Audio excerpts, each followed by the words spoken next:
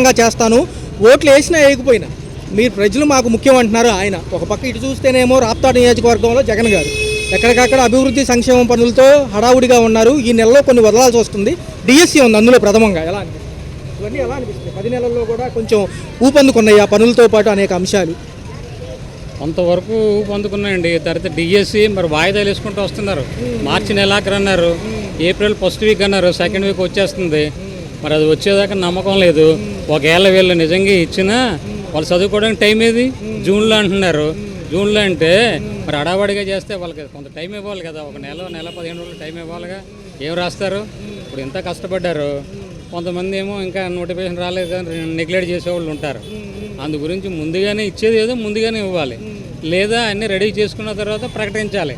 మార్చి ఎండం కానీ లేకపోతే first week అని అన్నీ సిద్ధమైన తర్వాతనే మనం ప్రకటించాలి. ఇప్పుడు రాప్తాడు నియోజకవర్గం సత్యసాయి జిల్లాలో ఈ యొక్క పరామర్శకు వెళ్ళారు కార్యకర్తలు మాజీ ముఖ్యమంత్రి. తదుపరి పవన్ కళ్యాణ్ గారు చిన్న తనయుడికి ఏదో ప్రమాదం జరిగిందని సింగపూర్లో వార్త రాగానే ఆయన కూడా ఫోన్ చేసి పరామర్శించారు. అదంటే బై ఫోన్లో పరామర్శించారు అంతేగాని డైరెక్ట్ అక్కడికి వెళ్ళలేదుగా. అదేలేండి, ఆయన ఏదో సింగపూర్ వెళ్ళారు. వాళ్ళ అబ్బాయికి ఏదో ప్రమాదం జరిగిందని నైట్ వెళ్ళినట్టున్నారు ఫ్లైట్కి. అవునండి. ఎలా అనిపిస్తుంది సార్? ఒక పక్క ఏమో అందరూ కూడా సంఘీభావం తెలిపారు, అసలు ఇమీడియట్గా తేరుకోవాలని చెప్పి మోడీ గారు కూడా కేంద్ర స్థాయిలో నుంచి మాట్లాడడం జరిగింది. కొంతవరకు డెవలప్ అయిందండి. ఇప్పుడు వృద్ధి రేటు సెకండ్ ప్లేస్ వచ్చింది కదా, మరి దాన్ని బట్టి కొంత డెవలప్ అయిందని అనుకోవాలి. కాకపోతే పథకాలు ఒకటి మెల్లిగా అమలు చేసుకుంటూ వస్తున్నారు. ఈ మన్యం ప్రాంతాల్లో ఉన్న వాళ్ళకి నైపుణ్యంతో పాటు అనేక మూఢనమ్మకాల నుంచి బయటికి రావాలి, దాంతోపాటు అనేక అంశాలపైన అవగాహన కల్పిస్తాము, రోడ్ల వ్యవస్థ కూడా మేము రూపొందిస్తున్నాం అంటున్నారు పవన్ గారు. ఎలా? రోడ్లు కొంతవరకు వేసారండి, విలేజెస్లో వేయలేదు. ఎందుకంటే టౌన్లోనే వేసారు, విలేజ్లో చాలా విలేజెస్లో లేదు. ఇంచుమించు కంకిపాడు ఉంది, మద్దూరు ఉంది, మరి గోశాల మద్దూరు రోడ్డు వేయలేదు. అది ఎప్పటి నుంచో గుంతలు ఉండే. మరి కొంచెం ఏదో టౌన్లోని నాయకులు తిరుగుతారని వాళ్ళకి కంటికి కనపడేటట్టు ఫోకస్ చేసినట్టు వేస్తే ఎట్లాగా పల్లెటూళ్ళలో కూడా పట్టించుకోవాలి కదా. మరి అన్నీ కూడా అబ్జర్వేషన్ చేసుకోవాలి.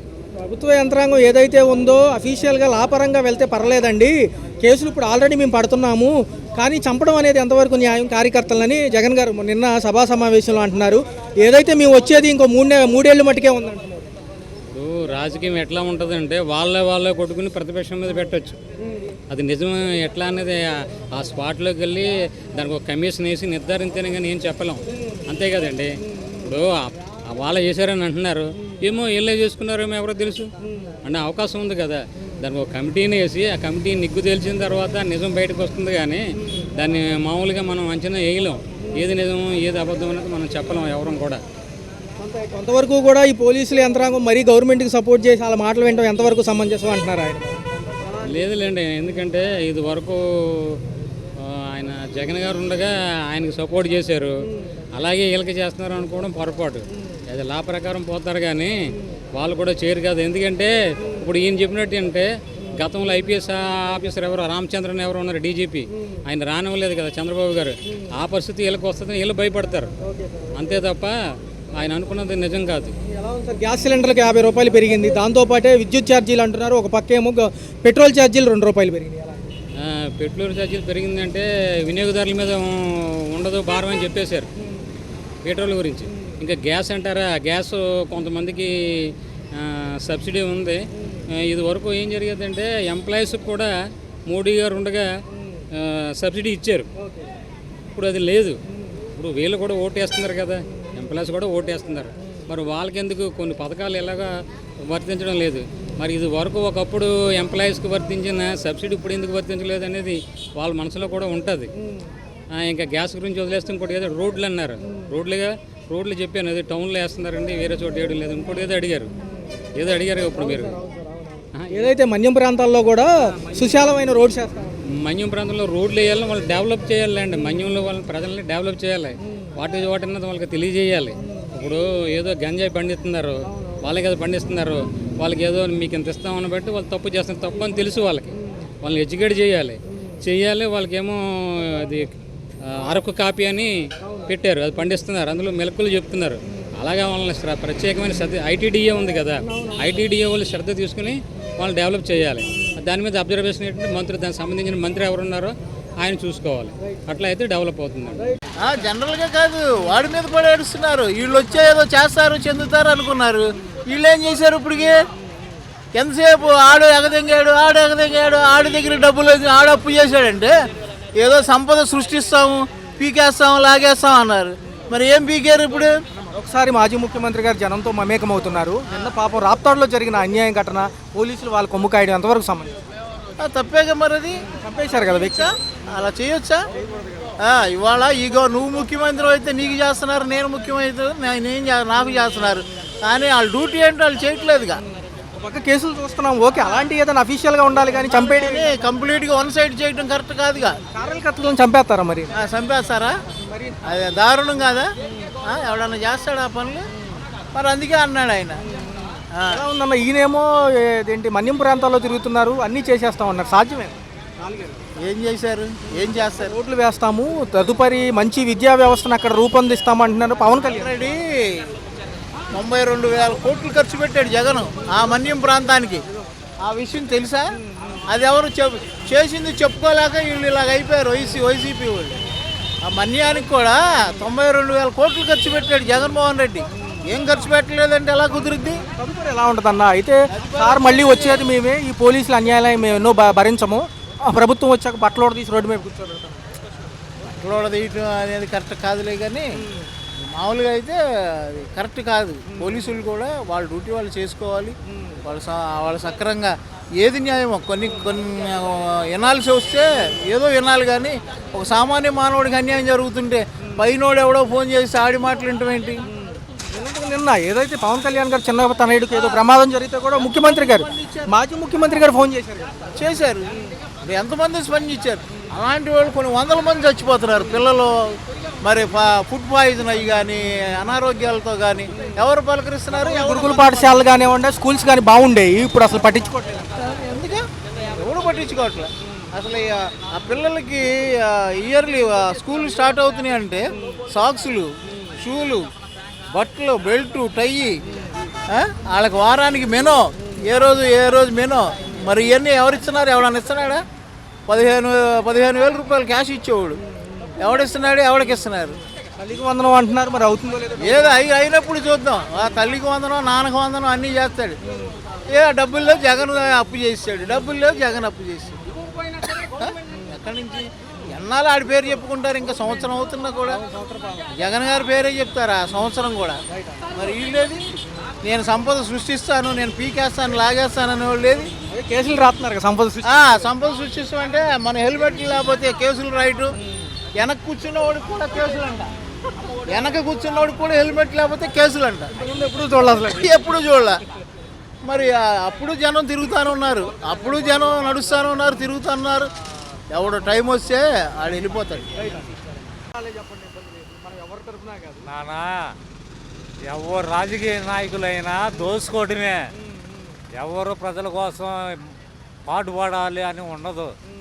ఆ రాజకీయంలోకి వచ్చే వాళ్ళంతా కేడినా కొడుకులు. ఏ ప్రభుత్వాలు వచ్చినా సంక్షేమాలే అంటున్నారు. సంక్షేమాలంటే ఇంకా ఈ చంద్రబాబు గురించి తెలిసిందేగా.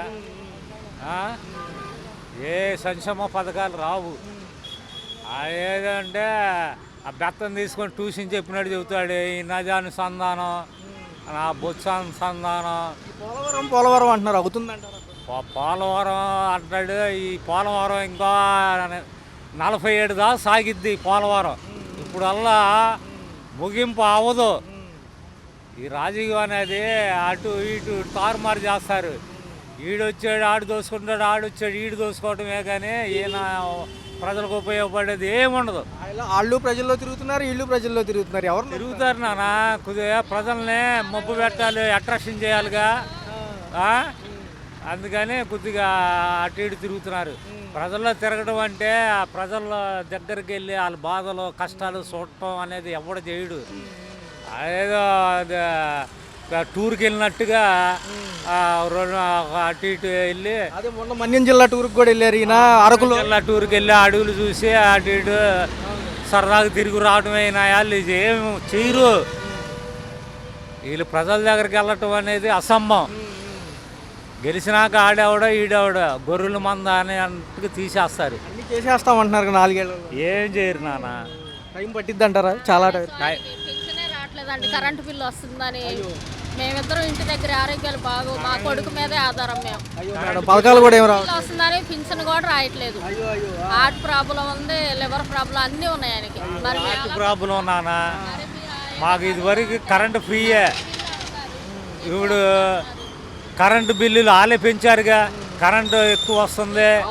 ఛార్జీలు, సర్దుబాటు ఛార్జీలు అని అన్ని. మాకు గ్యాస్ బండ్ డబ్బులు కూడా రాలా. అయ్యో అసలు రావాలి కదా లెక్క ప్రకారం. లెక్క రాలా. మేడం అసలు మేమకి గ్యాస్ బండ్లు అన్నా అది ఏమీ రావట్లేదు మాకు. అదేమంటే కరెంటు బిల్లు ఎక్కువ వస్తున్నాడు. ఇది కూడా లింకే మళ్ళీ. మరి మాలాంటి వాళ్ళు ఎట్ట బతకాలి? మా కొడుకు ఏనా పథకాలు ఇస్తున్నాం అంటారు, గ్యాస్ బండ ఇస్తున్నాం అన్నాడు. ఎవరికి ఇచ్చాడు గ్యాస్ బండ? ఇచ్చాడు, డబ్బులు తెంగుతున్నాడు ముందే. ధరలు పెరిగిపోయి ఉన్నాయి. మాకు ఒక్కడే కొడుకు అండి, అమ్మాయి ఎదోరాలు. మేమిద్దరం అనారోగ్యంలో ఇంటికాడే ఉంటున్నాము. వాడికి 20-25,000 చదువుకున్నా జాబ్ లేదు, ప్రైవేట్ జాబ్ చేస్తున్నాడు. ఇప్పుడు మా ఇద్దరు ఆధారాలు వాడి మీదే. భర్త చనిపోయిన అమ్మాయి మా ఇంట్లోనే. ఏ పథకం పెట్టినా ఏ పథకాలు కూడా మాకు రావట్లా. అదేమోనంటే మాకు న్యాయం చేయండి అంటే మీకు కరెంటు బిల్లు వస్తుంది అది ఇది అని చెప్తున్నారు. కూర్తో కాతో అంతంత మాత్రం జగనే బెస్ట్ అయ్యా. ఏమేమి వచ్చాయి, ఏమేమి పెండింగ్ ఉన్నాయి జనరల్గా చెప్పండి. అసలు ఏ ఒకటి వస్తేనే కదా పెండింగ్ పెట్టడానికి, అన్ని పెండింగే కదా. ఆ పింఛన్ తప్ప వాళ్ళు చెప్పిన పథకాలకి మొత్తం పెండింగ్. ఎంతవరకు పథకాలకు డబ్బులు లేవంటున్నారు కదా, ఎక్కడి నుంచి వస్తాయి? వీళ్ళు తినడానికి సరిపోతుంది. సంక్షేమ పథకాలకు కొంచెం సమయం ఇవ్వడం తప్పే అంటున్నారు చాలా మంది. ఇప్పటికే అమలు చేసి ఉండాల్సింది. అది 90% అవ్వదు. ఇక ఇప్పుడు అప్పుడే సంవత్సరం అయిపోతుంది, ఇంకో 2 నెలలకి, ఇంకో 4 సంవత్సరాలు. పవన్ కళ్యాణ్ గారు ఏమో మన్యం జిల్లాలో పర్యటిస్తారు. బడ్జెట్ బడ్జెట్ బడ్జెట్ అంటున్నాడే కానీ ఇప్పుడు 1 సంవత్సరం 2 సంవత్సరాలు ఉంటుంది బడ్జెట్ అని, ఎల్లకాలం ఉండదు కదా. ఇప్పుడు మైనస్లో ఉంటే 2 సంవత్సరాలు ఉంటాడు, సంవత్సరం ఉంటాడు, 366 రోజులు ఉండడుగా మళ్ళాగా. మాజీ ముఖ్యమంత్రి గారు మళ్ళీ జనంలోకి వస్తున్నారు. నిన్న రాప్తాడులో ఎవరైతే కార్యకర్త చనిపోయారో పరామర్శించారు. ఎలా అనిపిస్తుంది? అనంతపూర్లో ఆయన దారి వేరు. ఆయనకి అవసరమైతే పెడతాడు, అవసరమైతే కొడతాడు, 2 ఇచ్చేసే దమ్ము ఉంది. దీనికేముంది? ఏదైతే అరకు జిల్లా పర్యటనలో పవన్ కళ్యాణ్ గారు రోడ్ల వ్యవస్థ అన్నీ వేస్తాము, ఈసారి బాగా ఉంటుంది, ఓటేసినా వేయకపోయినా మేము ఉన్నాము ప్రజలకు అంటున్నారు కదా. ఆయన మనుషులు ఉంటారు ఉండటానికి, నువ్వు ఉంటావు నేను ఉంటాను, అలాగే వాళ్ళు కూడా చెప్పుకోవటం కోసం. నిన్న పవన్ కళ్యాణ్ గారు చిన్న కుమారుడికి ఏదో ప్రమాదం జరిగింది సింగపూర్లో అన్న వెంటనే మన మాజీ ముఖ్యమంత్రి గారు కూడా ఫోన్ చేసి పరామర్శించారు. ఎలా అనిపిస్తుంది అయ్యా? అంత ఐడియా లేదు, చూశాను నేను పవన్ పిల్లాడికి అని చెప్పేసి. మరి అమరావతి పోలవరం పరిస్థితి ఏంటి? త్వరితగతిన అవుతాయి? అది చెప్పలేము. అప్పట్లోనే మోడీ గారు ఏం చేశారు, లెక్కలు అడిగాడని చెప్పేసి ఇచ్చేసాడు. మరి అదే కంటిన్యూషన్ ఎక్కడ అవుతుంది ఇప్పుడు? తదుపరి కార్యాచరణ ఎలా ఉంటుంది? 4 ఏళ్లలో ఇండస్ట్రీలతో పాటు అనేక కంపెనీలు వస్తాయి అంటున్నారు. మరి రియల్ ఎస్టేట్ ఏమైనా ఉంటుంది ఇక్కడ? రియల్ ఎస్టేట్ అనేది ఇప్పుడు డెవలప్మెంట్ అనేది కంపెనీలు వస్తేనే కదా, స్టార్ట్ అయితేనే కదా డెవలప్మెంట్ కావటానికి. దాని ప్రయత్నం లేకుండా మనం ఊరిని చెప్పుకోవటం వేస్ట్. మొన్న జరిగిన సభలోనే జగన్ గారు అంటున్నారు మరొక 3 ఏళ్ళే కళ్ళు మూసుకుంటే కష్టాలు పెద్ద ఉండవు అంటున్నారు కదా. అది వాస్తవమే. ఓ 1000 రూపాయలు తిన్నాయి, 10,000 బదులు 1000 తింటాడు, 9,000 ఖర్చు పెడతాడు కదా. రూపాయికి రూపాయి తినలేదు కదా ఆయన కూడా. ఇప్పుడు వ్యాపారంలో మనం పెట్టుబడి పెడతాము, లాభాల కోసమే పెట్టుబడి. ఆ టైపే రాజకీయం కూడా. సంక్షేమ పథకాల కాడి నుంచి అభివృద్ధి నెంబర్ 1 అండి. సంక్షేమ పథకాలు కొన్ని వచ్చి కొన్ని ముందు ఇస్తామంటున్నారు, పరిపాలన మాత్రం ఎక్సలెంట్. అయితే సార్ నిన్న పవన్ కళ్యాణ్ గారు చిన్న పుత్రుడు కొద్దిగా ఏదో సింగపూర్లో ఒక ఘటన జరిగిందన్నారు. కొంచెం గాయాలు అవడంలో స్కూల్లో అనుకోకుండా ఫైర్ యాక్సిడెంట్లో చిన్న కాలుకి గాయాలు అవడం అన్నారు. మాజీ ముఖ్యమంత్రి గారు కూడా ఫోన్ చేసి చెప్పడం జరిగింది జగన్మోహన్ రెడ్డి గారు. వేరే రాష్ట్ర ముఖ్యమంత్రులు కూడా త్వరితగతిన స్పందించారు. ఎలా ఉంది? అది బాధాకరమైన విషయమే, దానికి అందరం స్పందించాలి. తదుపరి కూడా అనేక అంశాల మీద ముందుకు వెళ్తామంటున్నారు. ఆయన కంపల్సరీ చేస్తాడు. పాటు ఈ అభివృద్ధి సంక్షేమంలో పథకాలలో భాగంగానే ఈ ఉపాధ్యాయుల నియామకం ఇవాళ రేపు నోటిఫికేషన్ ఉండబోతుంది సార్. లోకేష్ గారు కూడా కసరత్తు చేస్తున్నారు. ఇది కనుక అయితే కనుక 14,000 పోస్టులు పైచిలికే ఇక ప్రభుత్వంలో ఉపాధ్యాయుల నియామకం అవుతుంది. ఎలా?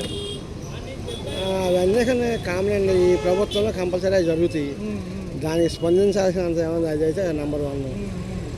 పక్క మాజీ ముఖ్యమంత్రి గారు కూడా పర్యటనలకు వెళ్తున్నారు. ఆయన కూడా రాప్తాడ్ నియోజకవర్గం సత్యసాయి జిల్లాలో పర్యటించారు. ఎవరో కార్యకర్త గొడవల్లో చనిపోతే వచ్చి హామీ ఇచ్చారు. ఎలా అనిపిస్తుంది అది కూడా? అది స్వార్థం గురించి వెళ్ళటమే, అది తప్పితే ఏమీ లేదు. అంటే పోలీసుల మీద కొన్ని వ్యాఖ్యలు చేశారు ఆయన ప్రెస్ మీట్లో కూడా. ఇప్పుడు జాబులు తీసేయడానికి ఆయన ఎవరండి? అది వాళ్ళు చదువుకుని వాళ్ళు ఇదితో వాళ్ళు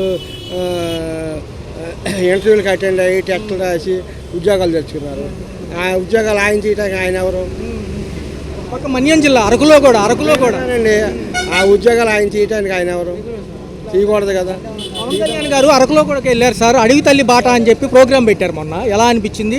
ఈసారి మన్యం జిల్లా ప్రాంత వాసులకు కూడా రోడ్లతో పాటు అనేక అంశాల్లో శిక్షణ ఇస్తామని. అది ఓకే అండి. ఆయన వీళ్ళు చేసే పనులన్నీ బాగుంటాయి, వాళ్ళు చేసే అభివృద్ధి కూడా బాగానే ఉంటుంది. పథకాలు అయితే కనుక జూను జూలైలో అయిపోతాయి అంటున్నారు. పథకాలు ఆయన ఇచ్చానని కంపల్సరీ ఇస్తా అంటున్నాడు. ఇప్పుడు ఆల్రెడీ 2, 3 పథకాలు ఇచ్చాడు, మిగతా కూడా ఆయన మాత్రం అన్నీ ఒకేసారి ఇచ్చాడా? ఏదైనా అభివృద్ధి అయినా ఏదైనా కానీ నిదానంగా జరుగుతుంది. ఒకేసారి వీళ్ళు వచ్చిన 9 నెలల్లో ఒకేసారి ఇచ్చేసేస్తారా ఏంటి? వాళ్ళు ఇస్తామంటున్నారు, ఆయన ఒకేసారి ఇచ్చేలేదుగా. 5 సంవత్సరాలు ఇచ్చాడు. అట్లాగే వీళ్ళు కూడా ఇస్తారు. వీళ్ళు అంటున్నాడుగా రేపు జూన్లో 2 పథకాలు, అమ్మఒడి ఒకటేనూ రైతు భరోసా ఇస్తానంటున్నారు. దాని ప్రాబ్లం ఉందండి. ఎవరైనా కానీ అభివృద్ధి సంక్షేమం 2 కావాలి. ఆయన నిదానంగా స్టెప్ బై స్టెప్. ఇప్పుడు హైదరాబాద్ ఉంది, హైటెక్ సిటీ ఒకేసారి అయిపోయింది ఏంటి? అన్ని సంవత్సరాలు ఇప్పుడు వాళ్ళ ఫలితాలు ఇప్పుడు తింటున్నారు. అట్లా ఇక్కడ కూడా అట్లా ఉంటుంది. అంతేగాని అది అప్పటికప్పుడు జరగాలనేది జరగదు. ఎలా ఉంటుంది సార్? అమరావతి పోలవరం అయిపోతే త్వరితగతిన అయిపోతుంది, 100% అవుతుంది, చేస్తారు కూడా.